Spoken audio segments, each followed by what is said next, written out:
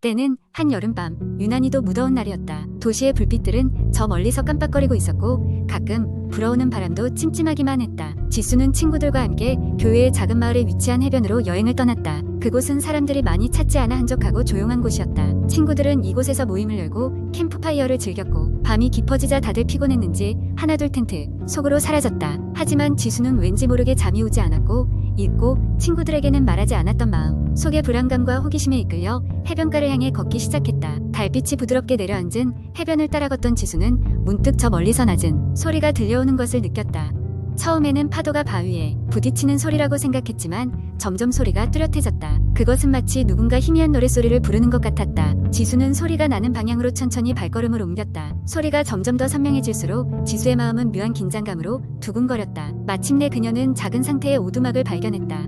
소리는 오두막 안에서 흘러나오는 듯했다. 지수는 쉬엄쉬엄 오두막에 다가가문 틈을 통해 안을 엿보았다. 그곳에는 한 명의 여자가 창백한 얼굴로 앉아있었다. 그녀는 녹슨 거울을 향해 무언가를 속삭이고 있었고 거울에 비친 모습은 왠지 모르게 현실 같지 않았다.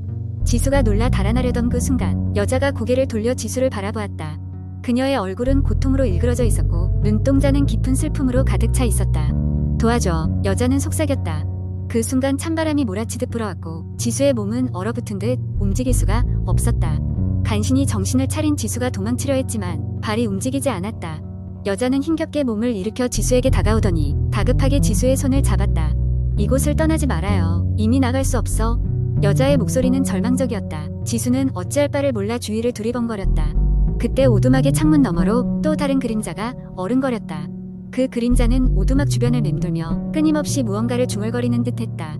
지수는 공포에 휩싸여 있었지만 몸을 움직일 수 없었다. 그러던 중 문 밖에서 지수의 이름을 부르는 소리가 들렸다. 그것은 함께 온 친구들의 목소리였다. 그 순간 지수의 몸이 자유로워진 듯 느껴졌고 겁에 질려 밖으로 뛰쳐나갔다. 친구들은 지수가 보이지 않아 걱정이 되어 찾아다니고 있었던 것이다. 지수는 안도의 한숨을 내쉬었지만 아까의 여자가 신경 쓰였다. 친구들에게 오두막 속 이야기를 전했지만 친구들은 아무것도 보지 못했다며 그냥 그녀를 달래줄 뿐이었다. 지수는 마음 한구석이 불편했지만 친구들과 함께 오두막을 조사해보기로 했다. 그들이 오두막에 도착했을 때 오두막은 이미 폐허가 되어 있었다. 안에는 아무도 없었고 물건들은 손댄 흔적조차 없었다. 지수와 친구들은 황망한 마음에 다시 해변으로 돌아오고 말았다. 이후로 그 일을 아는 사람은 없었고 지수 역시 그 일이 실제로 있었던 일인지 환상이었는지 알 수 없었다. 다만 그날 밤 이후로는 두 번 다시 해변으로 가볼 생각을 하지 않았다. 두 번째 이야기 전은 작은 시골 마을에서 태어나고 자랐습니다. 그 마을은 깊은 산속에 위치해 이서해부와의 교류가 거의 없었습니다. 때문에 도시의 화려한 생활과는 거리가 멀었고 마을 사람들은 대부분 서로를 잘 알고 지냈습니다. 마을에는 오랫동안 내려오는 여러 가지 전설과 이야기가 있었는데 저는 그중 하나를 직접 경험하게 되었습니다.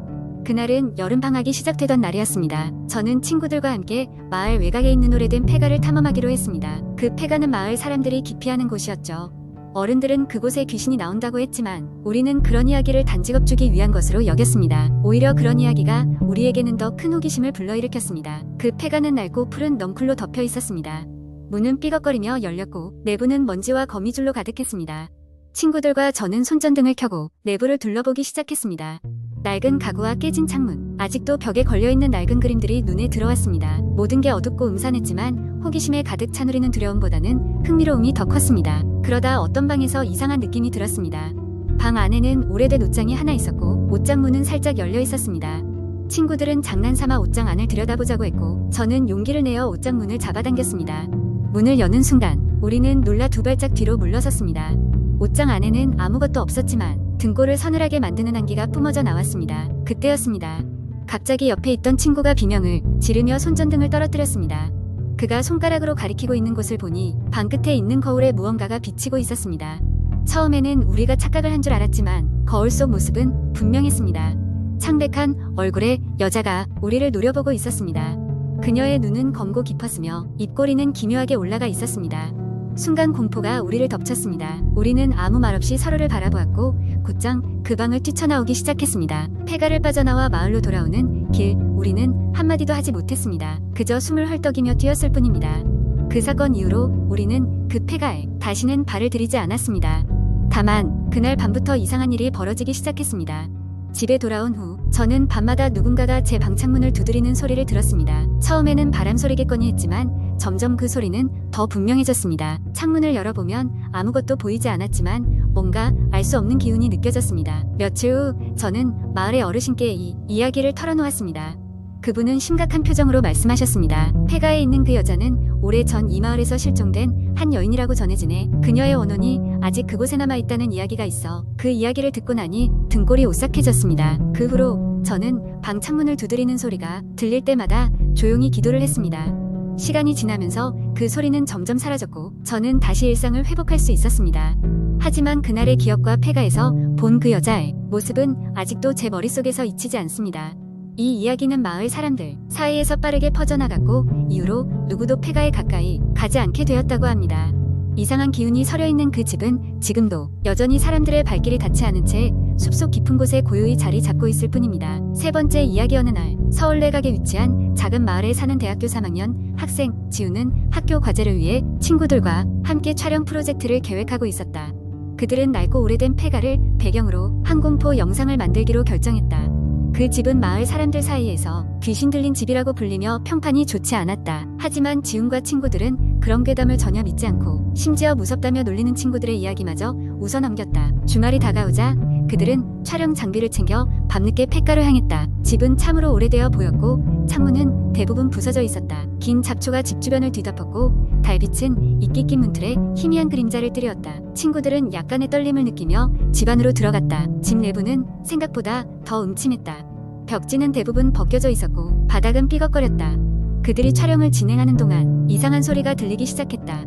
처음에는 바람 소리인 줄 알았지만 이내 그 소리가 누군가의 낮은 울음인 듯한 느낌이 들었다. 신경을 곤두세우며 소리가 나는 방향으로 다가가 보니 그곳엔 오래된 피아노가 놓여 있었다. 피아노 뚜껑을 살짝 열자 그 안에는 천으로 만든 인형 하나가 덩그러니 놓여 있었다. 인형은 너무나도 섬뜩한 표정을 짓고 있어 지우는 저도 모르게 뒷걸음질을 쳤다. 두려운 마음을 억누르고 다시 촬영을 시작했지만 이번엔 갑자기 집안의 전등이 깜빡이기 시작했다. 서로의 얼굴에 비친 공포가 보였지만 촬영을 계속하기로 결정한 그들은 홀을 지나 2층으로 올라갔다. 2층 복도 끝 방에 들어서자마자 문이 삐걱이며 닫히는 소리가 들었고 동시에 주변의 전등이 모두 꺼지고 말았다. 어두운 방 안에서 휴대전화 불빛만을 의지하며 친구들은 각자 손을 꼭 잡았다. 그때 지훈의 귓가에 속삭이는 소리가 들렸다. 여기서 나가. 돌아보지 마. 소름이 쫙 돋은 지훈은 입을 다문 채 고개를 돌리지 않고 친구들의 손을 놓지 않았다. 결국 그들은 촬영을 포기하고 급히 폐가를 빠져나왔다. 빠져나오며 돌아보지 말라는 소리가 계속해서 머릿속을 울려 오직 한 방향만을 보고 서둘러 뛰었다. 밖으로 나서자 등에서 식은땀이 흘렀고 숨이 턱까지 차올랐다. 결국 마을 입구에 다다라서야 그들은 멈추어 섰고 아무 말도 하지 못한 채 서로를 바라보았다.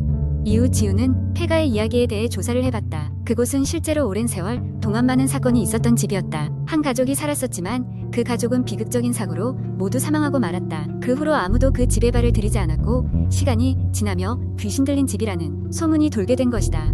지우는 그날 경험한 것을 다시는 잊을 수 없었다. 친구들과 함께 찍었던 영상에서는 알 수 없는 소리가 녹음되어 있거나 화면에는 보이지 않았던 형체가 어렴풋이 스쳐 지나기도 했다. 그들은 결국 촬영 프로젝트를 포기하기로 했고 다시는 폐가에 가지 않기로 다짐했다. 그리고 어느 날 밤 지훈의 꿈속에 폐가의 인형이 나타났다. 인형은 마치 생명이 있는 것처럼 움직이며 말했다. 돌아보지 않아서 다행이야. 지훈은 꿈에서 깨어나 식은땀으로 젖은 몸을 겨우 가라앉혔다. 그날 이후로 그는 항상 주위를 조심하며 인형과 관련된 이야기라면 거리를 두었다.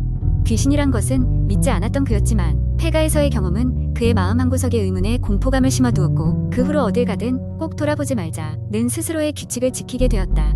이 이야기는 그 누구에게도 말하지 않았지만 문득 밤이 되면 그의 머릿속에 자꾸만 소름 돋는 현장이 떠오르곤 했다.